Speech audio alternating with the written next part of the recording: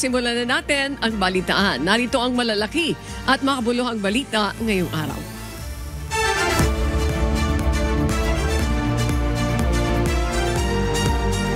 Patuloy ang paghahanda ng legal team ni Vice President Sara Duterte para sa nalalapit na impeachment trial ng pangalawang Pangulo.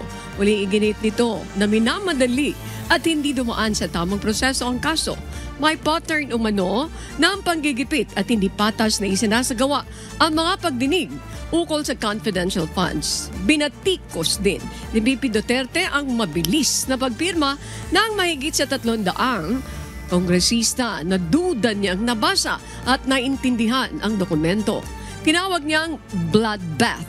Ang impeachment na ayon sa kanya ay simbolo ng personal na pag-uusig matapos siyang magbitiw sa gabinete.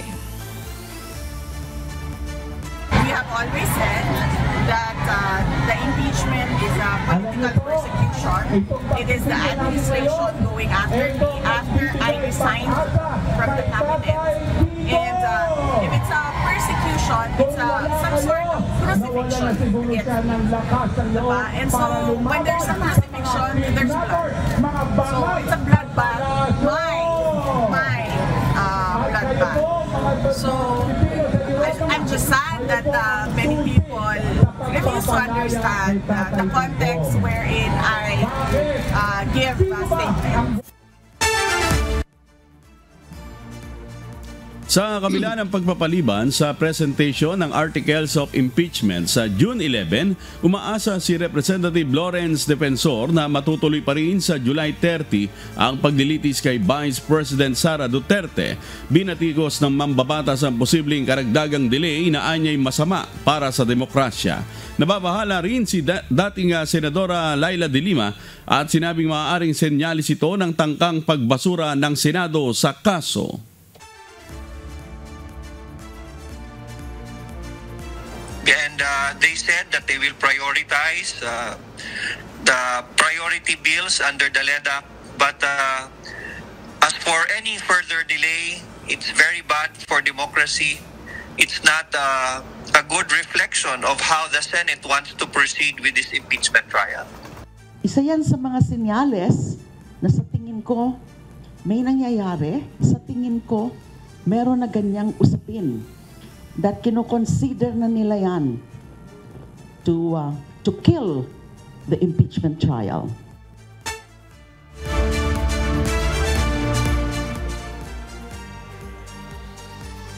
Inanunsyo ni Pangulong Ferdinand Marcos Jr. ang isang buwan pagpapaliban ng EDSA rehabilitation na nakatakda sanang magsimula sa June 13. Ayon sa Pangulo, nais muna ang pag-aralan ng pamahalaan ang mga bagong teknolohiya na maaaring makatulong upang mapabilis ang proyekto. Inatasan niya ang DPWH at DOTR na itigil muna ang plano habang tinitimbang ang cost-benefit analysis at epekto nito sa trapiko. Umaasa ang Pangulo na posibleng mapababa sa 6 na buwan o 1 taon ang inasang 2 taong rehabilitasyon. Meron tayong mga nakita na mga bagong teknolohiya na hindi natin ginamit doon sa pagplano sa EDSA rehabilitation. Kaya in-instructionan ko si Secretary Vince Dizon at saka si Secretary Manny Bunuan ng DPWH ay sinabi ko, pause muna doon sa rehabilitation. Huwag muna natin gagawin. Dahil pag tinitignan natin yung cost-benefit analysis, maganda sana kung maayos natin. Ngunit, ang laking sakripisyo ng 2 taon na masyadong mabigat, masyadong mahigpit ang traffic. Inilunsad kahapon ni Pangulong Ferdinand Marcos Jr. ang Pass 1 Plus 3 promo. Sa ilalim ng programa, 4 na miyembro ng pamilya ang makasasakay sa halagang 1 tiket tuwing araw ng linggo sa LRT1, LRT2 at MRT3. Layunin nitong pasayahin ang pagsasama ng pamilya tuwing linggo nang hindi mabigat sa bulsa. Magtatagal ang promo hanggang sa huling linggo ng 2028. Kultura ng Pilipino, ang linggo para sa pamilya yan. para sa mga mahal sa buhay. Para naman mabigyan natin ng pagkakataon yung ating mga pamilya, mabigyan natin ng pagkakataon ang ating mga kababayan na maramdaman nila yung linggo. Hindi na muna itutuloy ng Metropolitan Manila Development Authority o MMDA ang pagpapatupad ng ad-even scheme na nakatakda sa nang simulan sa June 16. Ito ay matapos ipag-utos ni Pangulong Ferdinand Marcos Jr. ang suspension ng EDSA Rebuild Project. Ayon kay MMDA Chair, Attorney Romando Artes, susunod sila sa direktiba ng Pangulo at maghahanap ng mas epektibong solusyon gamit ang makabagong teknolohiya. Ikinatuwa ng ilang senador ang desisyon ni Pangulong Ferdinand Marcos Jr. na ipagpaliban ang EDSA Rebuild Project dahil sa posibleng lalong pagsikip ng trapiko. Suportado ni Senador JB Ejercito ang suspensyon at iginit na ipatupad ito kapag operational na ang mga alternatibong transport systems tulad ng Metro Manila Subway. Nagpasalamat si Senator Joel Villanueva sa pakikinig ng Pangulo sa mga pangamba ng publiko at nananawagan ng mas malawak na konsultasyon. Samantala, suportado rin ni Senator Pia Cayetano at Grace Poe ang direktiba at hinikayat ang paggamit ng modernong teknolohiya upang mapabilis ang proyekto ng hindi gaanong nakaabala sa publiko. Nilinaw ng National Bureau of Investigation na hindi pa itinuturing na case closed ang mga kaso ni dating Congressman Arnie Teves kahit siya ay naideport na mula sa Timor-Leste. Ayon kay NBI Director Jaime Santiago, magsisimula pa lamang ang paglilitis dahil nasa kustodiya na ng bansa si Teves. Kabilang sa mga kasong kinakaharap niya ay murder, frustrated murder at attempted murder kaugnay ng Pamplona Massacre noong March 4, 2023. Git naman ng kanyang abogado, mahina umano ang mga ebidensya laban kay Teves. Trial. As para sa custody ng may jurisdiction na sa kanya ang court, ayun na, start na ng ball rolling. Mag-i-start na ang trial. Hindi ide-deport ang Russian vlogger na si Vitaly Drobetsky na inaresto sa Pilipinas matapos mangharas ng mga tao para sa content. Kung mahatulang guilty sa 3 kaso ng unjust vexation, maaari siyang makulong ng hanggang 18 buwan sa Pilipinas. Ipinaliwanag ni DILG Secretary John Vic Remulla na hindi siya tinatanggap ng Russia o ng US kung saan siya ay isang green card holder. Una nang iginit ng Russian vlogger na may mental health issue siya at nakiusap kay Remulla na iurong na ang kaso, bagay na tinanggihan ng kalihim.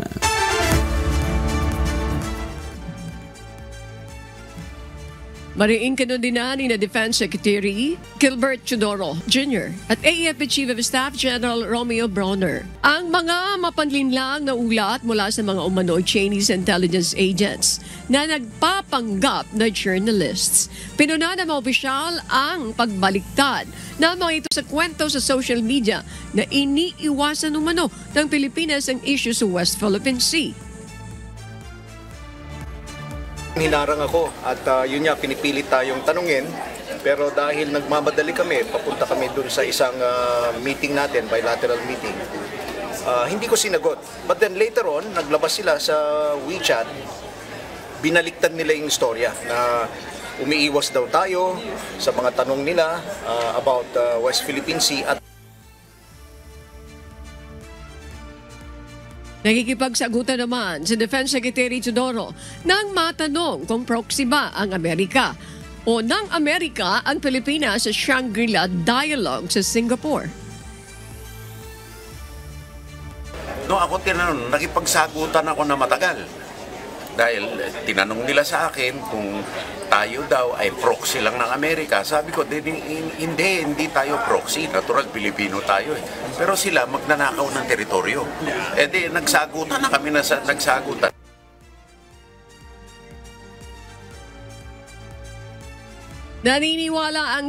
Naniniwala sina Chodoro at Brawner na hindi totoong journalist ang mga ito at pinuna ang China sa pagpapadala ng fake journalists sa halip ng kanilang kinatawan sa naturang pagpupulong. Inihain ni Cagayan de Oro Representative Rufus Rodriguez ang House Bill No. 11506 na layong gawing krimen ang sadyang pagpapakalat ng fake news at disinformation. Sa ilalim ng panukala, maaaring patawan ng multa at pagkakakulong ang sinumang mapatutunayang nagpapakalat ng maling impormasyon.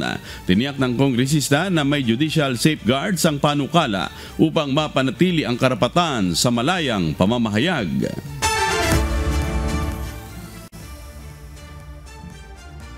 Walang na-monitor ang Philippine Navy na aktibidad ng People's Liberation o Liberation Army Navy ng China sa paligid ng Bajo de Masinloc o saman sa loob ng Exclusive Economic Zone ng Pilipinas. Ito ay matapos ang ulat mula sa Xinhua na nagpatrolya ang China sa paligid ng Scarborough Shoal nitong Sabado.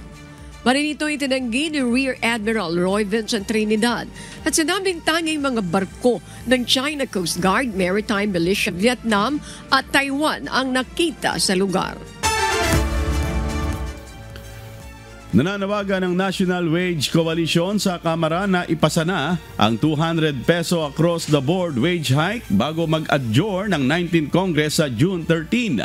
Ang National Wage Coalition ay binubuo ng Trade Union Congress of the Philippines, Kilusang Mayo 1, Bukluran ng Manggagawang Pilipino at Federation of Free Workers. Ayon kay Sunny Matula, nauna nang pinasa ng Senado ang bersyon nito noong February 2023 kaya hinihintay na lang ang desisyon ng Kamara.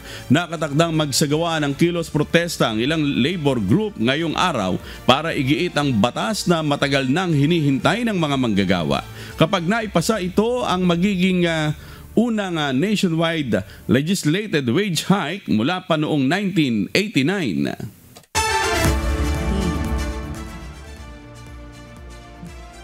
Inanunsyo naman ni Health Secretary Ted Herbosa ang paglulunsad ng Patient Appointment System o PAS sa 3 DOH hospital sa Maynila. Layunin nitong gawing mas mabilis at maginhawa ang pagpapaschedule ng check-up para makatipid sa oras ng biyahe ang sino mang gusto magpakonsulta sa mga doktor. Sa ngayon, available ang PAS sa Jose R. Reyes Memorial Medical Center, San Lazaro Hospital at Dr. Fabella Memorial Hospital.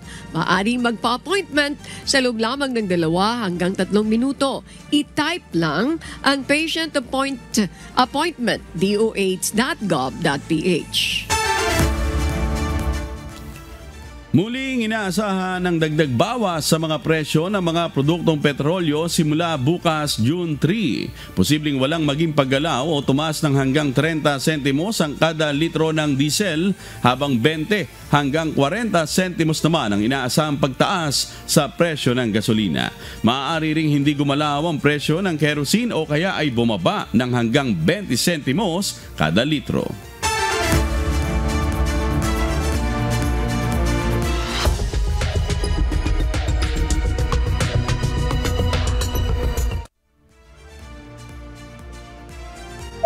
Ng lumalakas na puwersang militar ng China, nanawagan si Australian Defense Minister Richard Marles na paigtingin din ang puwersang militar ng Australia tulad ng pagpapaigting ng mga kaalyado ng Estados Unidos.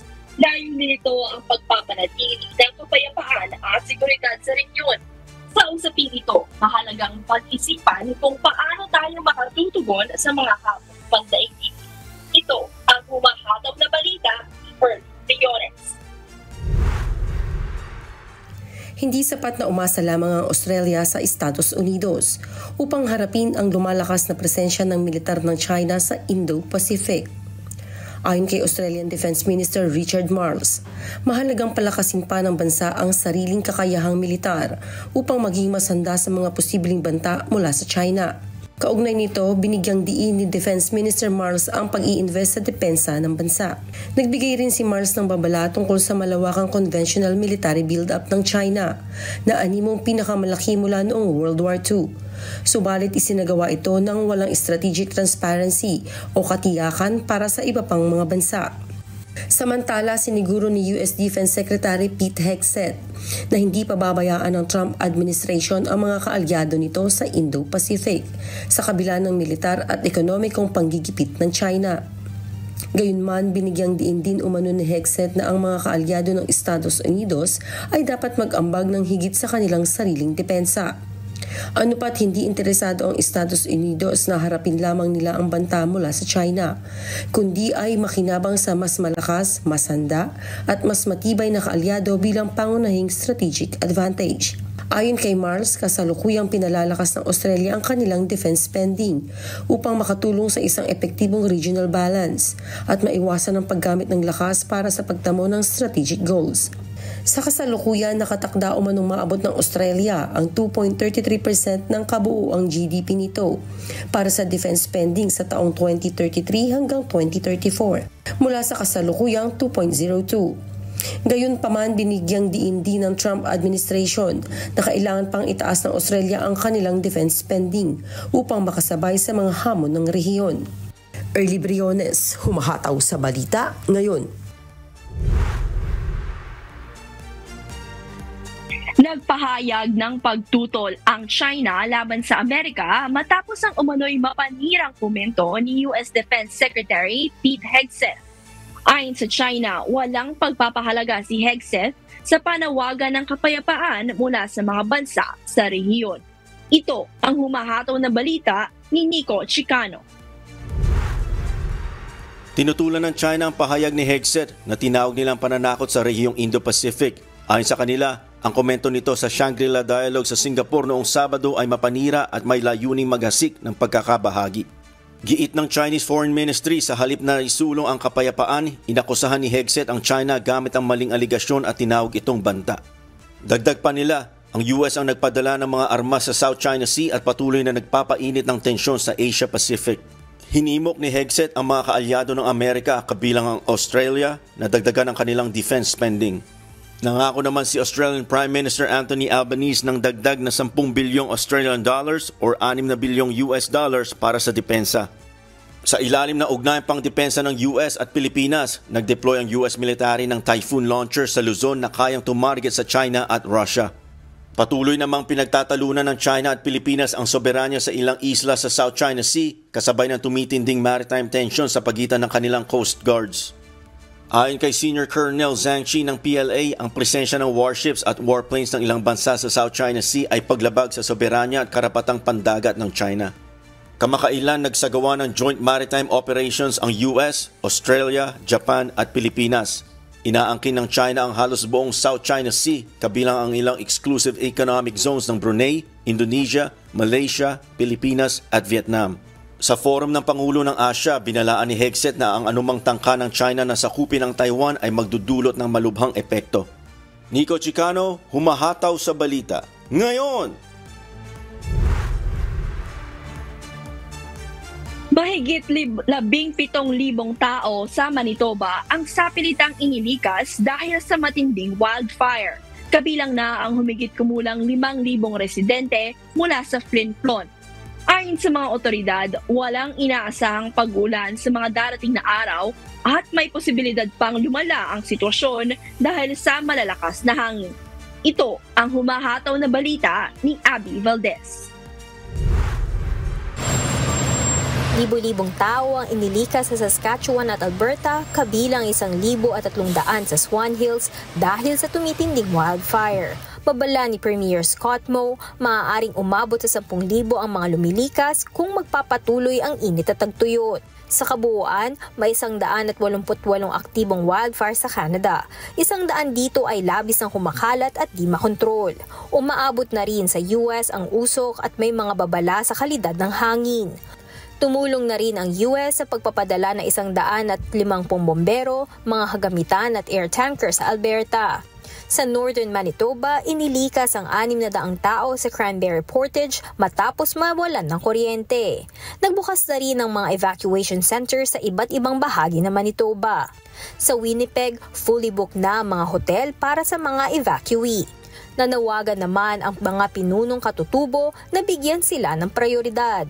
Ayon kay Grand Chief Kira Wilson, ito ang isa sa pinakamalaking paglikas mula noong 1990s. Marami ang natutulog na lamang sa sahig at pasilyo.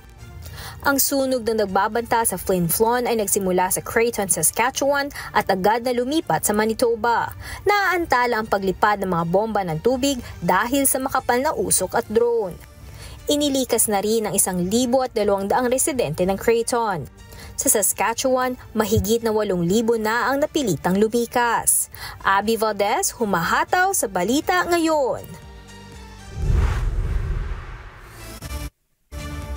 Nagmungkahi ang Hamas ng mga amyenda sa ceasefire plan na suportado ng US sa Gaza, kung saan nag-alok ito ng pagpapalaya sa 10 buhay na bihag at pagsauli ng 18 bangkay kapalit ng mga Palestinian prisoners. Gayunpaman, iginiit ng Hamas ang ganap na pag-alis ng mga tropa ng Israel at pagwawakas ng digmaan ng mga kondisyong tinututulan ng Israel. Mula sa Toronto, Canada, may humahataw na balita si Jeffrey Cos. Live!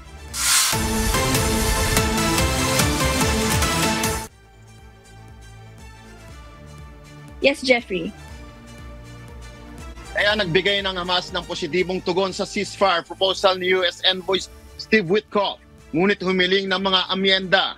Kabilang dito ang permanenteng tigil putukan, ganap na pag-alis ng tropang Israeli sa Gaza at papanumbalik ng serbisyo at infrastruktura. Inilatag ng mukhaing 60 araw na tigil putukan ang palitan ng 28 bihag, kapalit ng 1,200 Palestinian prisoners at humanitarian aid. Tinanggap ito ng Israel. Ngunit ayon kay Prime Minister Benjamin Netanyahu, tumanggi pa rin ang Hamas sa kasunduan. Sinabi ni US President Donald Trump na malapit na ang kasunduan, ngunit itinanggi ito ni Witkoff bilang ganap na hindi katanggap-tanggap. Kinumpirma ng Israel ang pagkamatay ng Hamas Gaza Chief Mohammad Sinwar sa isang airstrike at patuloy ang opensiba sa Gaza, lalo nagpapalala sa kalagayan ng mahigit 2 milyong katao na nagsisiksikan sa mas lumiliit na lugar. Nagbabala ang United Nations na nasa pinakamapanganib na yugto na ang krisis sa Gaza, kung saan buong populasyon ay nanganganib sa tagutom at limitado at madalas na ninanakaw ang kaunting aid ng nakararating. Itinanggi ng Israel ang paggamit ng gutom bilang sandata at sinisi ang Hamas sa pagkuha ng supply na itinanggi naman ng grupo. Ang digmaan na nagsimula noong Oktubre 7, 2023 ay nagdulot na ng mahigit 54,000 nasawi sa panig ng Palestino at malawakang pagkawasak sa Gaza. Balik sa'yo, Lea. Salamat, Jeffrey Cos mula sa Edmonton, Canada.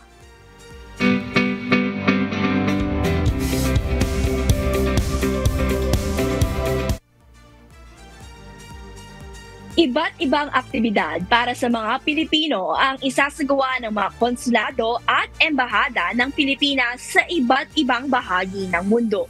Ito ang humahataw na balita ni Lynn Perez. What's up, kabayan? Magkakaroon ng free legal aid clinic sa San Francisco, USA para sa mga kababayan na nangangailangan ng payong legal. Gaganapin ito sa June 6 alas 11 hanggang alas 3 ng hapon sa Centro Rizal 5th floor, 447 Sutter Street sa San Francisco. Maaaring magtanong hinggil sa Philippine laws on family, property, land ownership at employment, criminal issues at U.S. family and immigration laws. First come first serve basis po ito, kaya't magtungo ng maaga sa lokasyon upang makakuha ng slot. Samantala, iniimbitahan naman ang mga kababayan natin sa Bahrain sa isang webinar na may temang Dr. Rizal's Life and Work as Unifying Force in the Evolution of Filipino National Identity. Ito ay ipapalabas sa June 13 alas 10 hanggang alas 11:30 ng umaga sa official Facebook page ng Philippine Embassy sa Bahrain sa facebook.com/PHLinBahrain. Magsasagawa naman ng consular outreach mission sa Chichester at Isle of Wight mula sa June 28 at 29. Limitado lamang ang slots kaya tinanyayahan ng mga kababayan kababayan natin na mag-register sa pamamagitan ng pag-scan sa QR code na matatagpuan sa official Facebook page ng Philippine Embassy sa UK sa facebook.com/PHLinUK.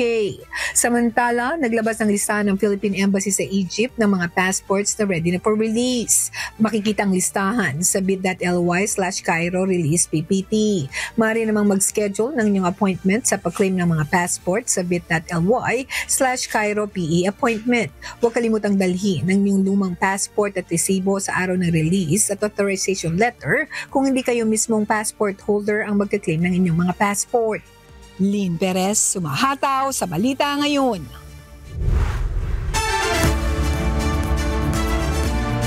Ang mga balita mula sa iba't ibang panig ng mundo. Mula rito sa Maryland, USA, ako si Lea Solar. Magandang araw.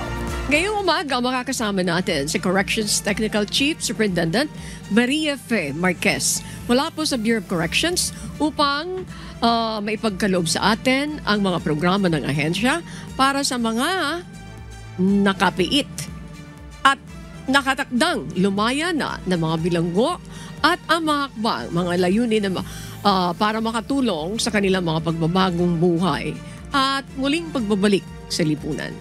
Mga kasambahay, please welcome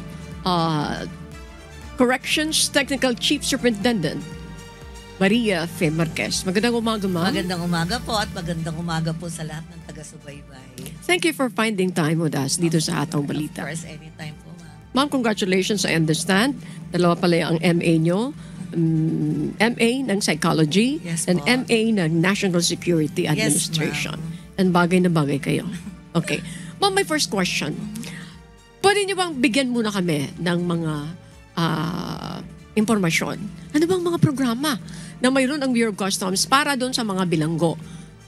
Yung nakapiit at nakatakdang mga papalabas na bilanggo.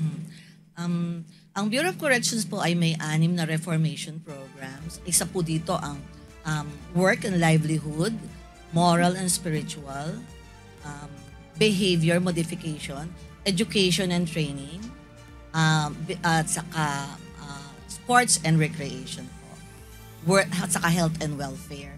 So, 6 na programs po yan na nagtulong-tulong upang ang mga PDL po natin ay mabigyan natin ng karampatang programa upang sila ay makapagbagong buhay at one day sila po ilalabas bilang handa na sa pag-rejoin sa ating society. Sa mga PDL naman po na malapit ng lumaya, ay binibigyan po sila ng pre-release program at post-release program. So sa pre-release program po, kasama na dyan yung orientation, kasama na dyan ang counseling, recollection or moral spiritual, at saka work and livelihood upang mabigyan sila ng pagkakataong makapagtrabaho ng maayos at kumita at maging kapaki-pakinabang sa ating lipunan pag sila ay lumaya. Okay. Napakaganda na binabanggit niyo po ng 6 programs na binibigay niyo. You made mention about the livelihood. Meron din kayong behavior modification, which is very important. I will be asking you first, yung tungkol doon, ma'am, sa livelihood, what kind of livelihood ang binibigay niyo po sa kanila? And then, are they getting financial assistance para doon sa livelihood? At ano-ano po ito, ang mga livelihood na ito na binibigay niyo doon sa mga bilanggo? Marami pong livelihood programs, yung pong mahilig sa mga arts, pwede silang sa painting, yung mga agricultural workers, like nasa operating and prison penal farm namin ay sa agrikultura, yung iba naman mga handicrafts, at ang karamihan ng binibigay namin ng mga oportunidad for livelihood ay yung magagamit nila talaga sa paglabas nila. Kasi syempre, pag lumabas sila, mahina mababa yung chance nila na ma-employ. So, kinakapacitate namin sila for self-employment na kahit merong minimal lang na kapital, ay pwede na silang magtrabaho. Like, pwede yung massage therapy, at saka yung mga sa parlor, bakery, ganyan. Okay. Tailoring, mga ganyan. So madami din pala. Ma'am, you made mention about agrikultura. Opo. Okay, sa agriculture. You have a limited space. Paano sila nakakapag-practice ng ganito? Paano nyo sila natuturuan? And what kind of livelihood ang pinoprovide nyo sa kanila? Ang Bureau of Corrections po ay may 7 operating in prison and penal farm at hindi lamang ang Muntinlupa kasi ang Muntinlupa po ay tama po kayo, maliit na para sa agrikultura. Subalit meron din kaming agricultural programs na intended para sa urban farming, ganyan. Meron din po kami yan. Pero marami kaming operating prison and penal farm, especially sa Iwahig Prison where we have 26,000 hectares. Sa Davao, meron pong nag-engage sa banana production through a joint venture. Sa Palawan, meron kaming rice farming, merong vegetable farming. Sa Sablayan, ganun din po. Okay, so meaning to say, hindi itong Bureau of Corrections na kinalalagyan na pwede ninyong bigyan sila ng tulong. Made mention about the Palawan and then one in Davao na malalaki po ang sukat nun. Ma'am, bago ko po ibigay sa ating amigo Sherwin Kulubong, ma'am, you made mention about also the behavior modification. Interesado din po ako dito. Ma'am, bakit natin kailangan ng behavior modification doon sa mga bilanggo?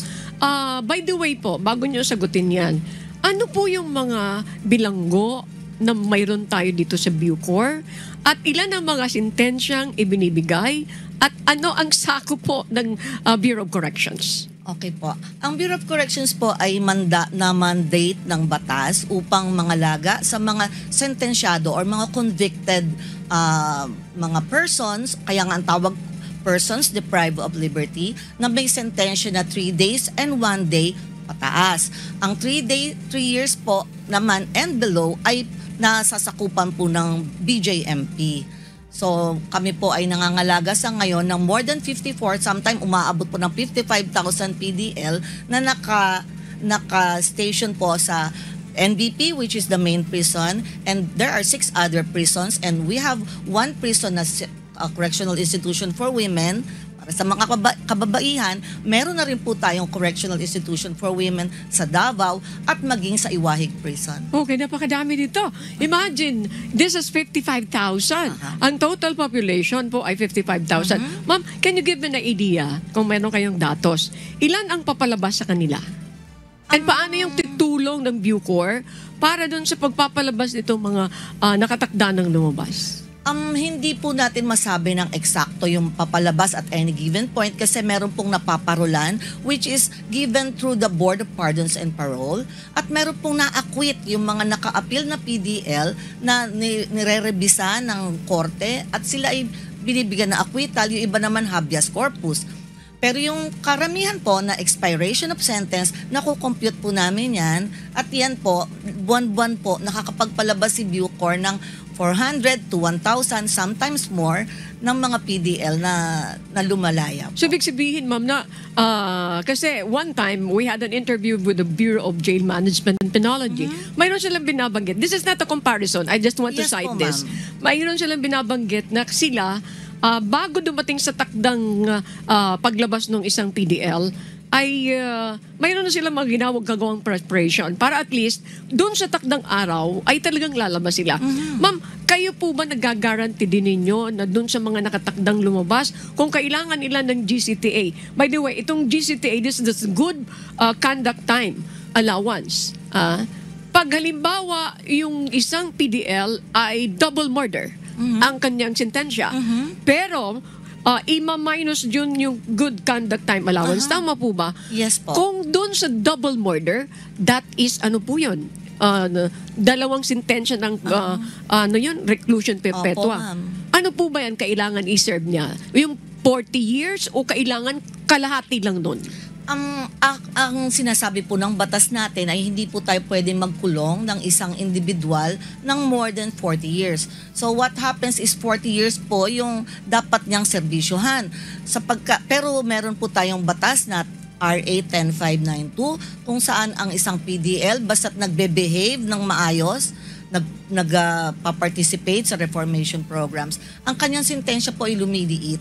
So, nababawasan po ng 23 days, sometimes in a month of service, meron pong bawas. At pag nag-aral po ang isang PDL, may additional bawas pa pong 15 days per month. So, essentially, umiiklit po yung ating sentensya at ang PDL po ay nare-reforma. Okay. How many percent ng mga PDL ang nag-apply ng GCTA para makompute nila para doon sa kanilang paglabas? Actually po, ang under RA 10592, hindi na po kailangan applyan ang GCTA. Okay. It is automatically given by the Director General provided they undergo reformation programs at nire-recommend po ng local MSEC or the Management Screening and Evaluation Committee ang bawat PDL, how they perform.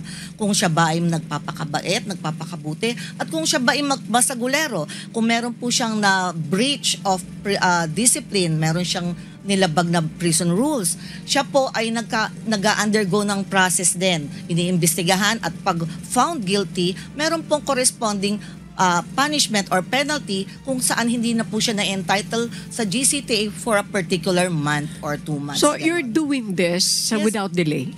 Yes po, may MSEC po kami and in fact, napakabilis po ng aming MSEC kaya ang mga PDL po namin, masasabi natin na hindi naman sila na-delay. Kung baga, ang Director General po namin, si General Gregorio P.U.P. Katapang, kahit gabi pumipirma po siya ng release. So, pinaprocess po yan. How many papers are you signing? Kasi General Katapang, ilang porsyento ng papeles na pinipirmahan niya on a daily basis, ma'am? Napakarami po, ma'am. And so, sometimes by bag po kami. Congratulations po. So meaning to say, ma'am, pagdating dito sa tanggapan ninyo, you can assure the public na wala pong delays yes so far? Yes po, kasi po computerized naman po ang prison record at kung minsan nagkakaroon po ng delay, pag minsan may pending case, kaya kino-coordinate pa namin sa court yan kung dapat na ba siyang i-release o baka may pending appeal in coordination with the court, how many days or how many months?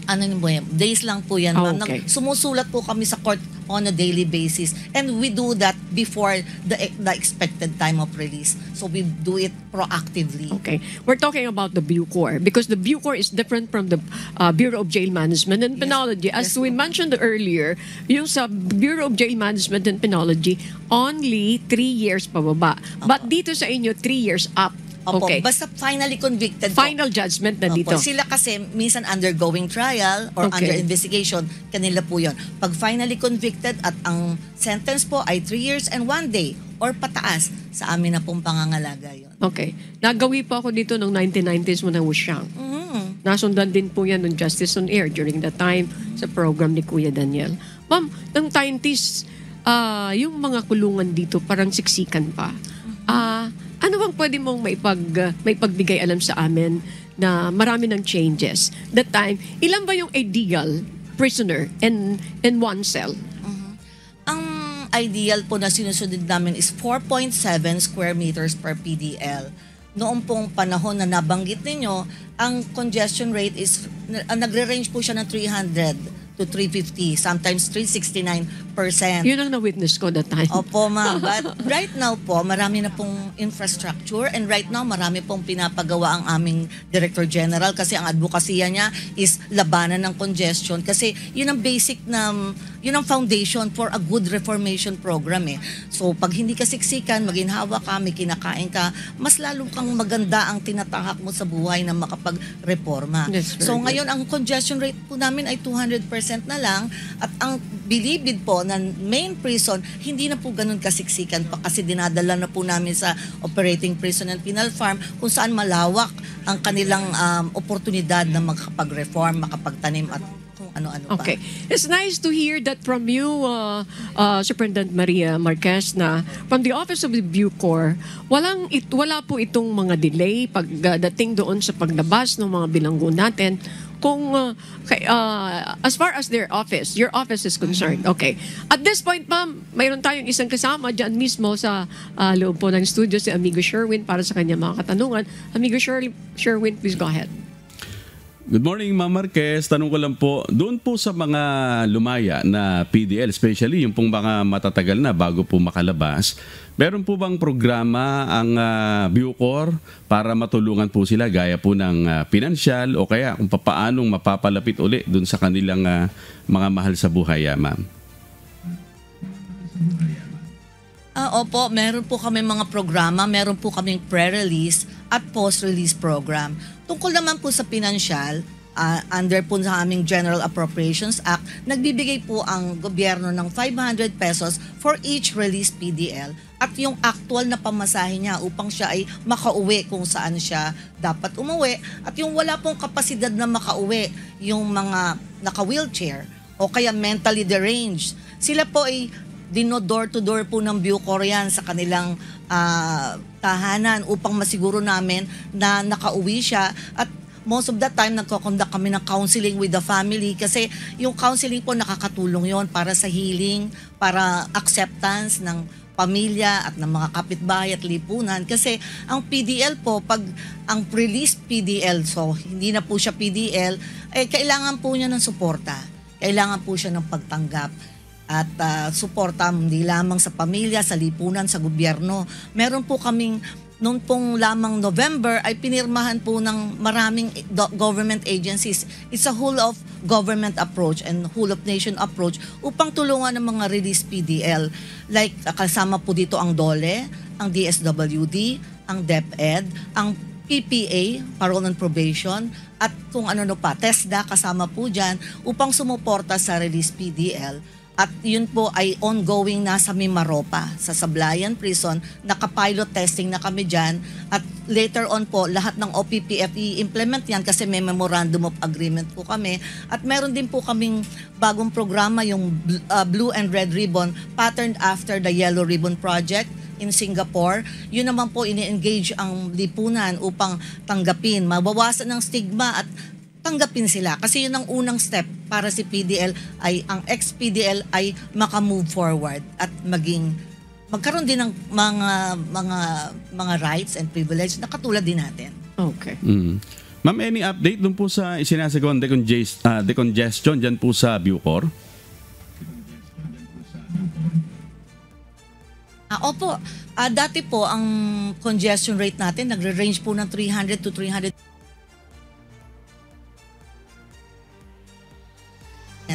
Kasi po nagmo-move na tayo ng PDL. Ang NBP maximum po, dati po yan ay sobrang siksikan. Ngayon po ay kung makakabisita kayo, ay maluwag na po ito. Napakaganda pong mga developments ng mga bagay na to. At marami pong infra project, hindi lang sa NBP, kundi sa OPPF, sa Operating Prison po.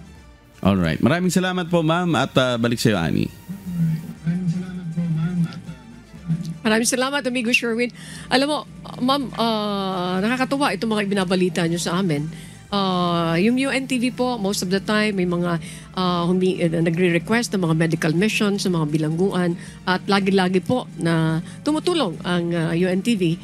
At maraming salamat dahil andin dyan ang public service na ginagawa ng ating Kuya Daniel Luzon kasama po ang MCGI. At this point, ma'am, ano yung programa sa kabuuan ng Bucor na pwede niyong may pagmalaki sa ating mga kababayan na nakikinig at nanonood ngayon dito sa Ataw Balita, na dito nakafocus ang si General Katapang, dito nakafocus ang buong para isahin. Pero ang isa po dito as yung regionalization ng prison.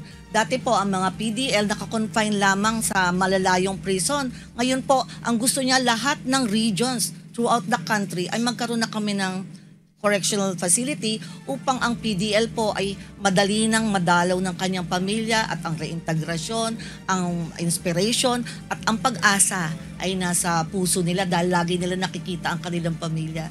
So marami pong programa si DJ Katapang, saka gusto niya rin maging productive ang PDL, kung kaya't meron din kaming MOA with PEZA, MOA with Department of Agriculture at iba pa po. At po sa mga tungkol naman sa edukasyon, marami rin po kaming programa tungkol dyan. Okay, you might mention a while ago, ma'am, na if we have time, we can visit. Siguro one of these days, ma'am, we are very interested na malaman ng mga programa pang iba, yung edukasyon, yes, kasi po, importante na yan na pinagtutuunan ng inyong tanggapan.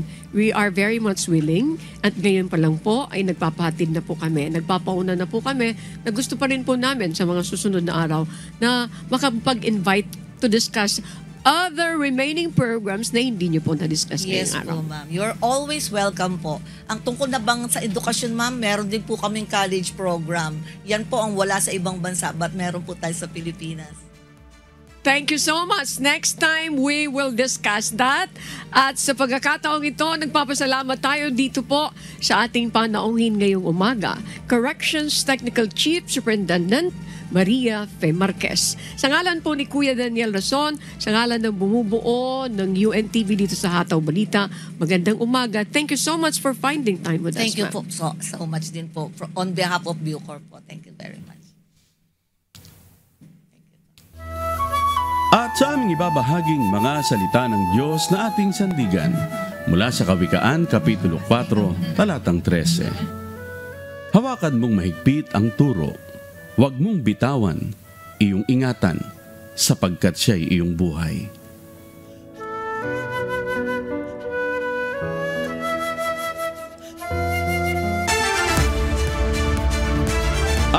Yan po ang mga umahataw na balita ngayong umaga ng Lunes, ikalawa sa buwan ng Hunyo 2025. Ako po inyong amigo, Sherwin Kulubong.